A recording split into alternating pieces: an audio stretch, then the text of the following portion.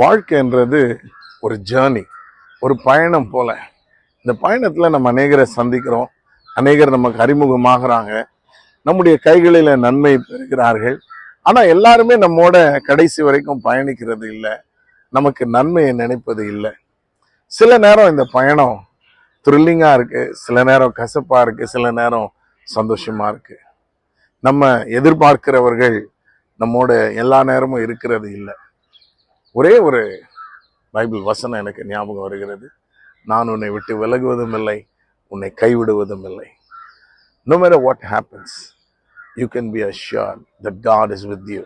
என்ன நடந்தாலும் சரி, உங்களை விட்டு விலகாத ஒருவர், உங்களோடு உங்களுக்கு உதவி செய்யும்படி இருக்கிறவர் ஒருவர் உண்டு. அவர் ஆண்டவராகிய இயேசு கிறிஸ்து. இன்றைக்கும் உங்கள் பாதை எப்படி இருந்தாலும் சரி, எவ்வளவு சவால் நிறைந்ததா இருந்தாலும் சரி,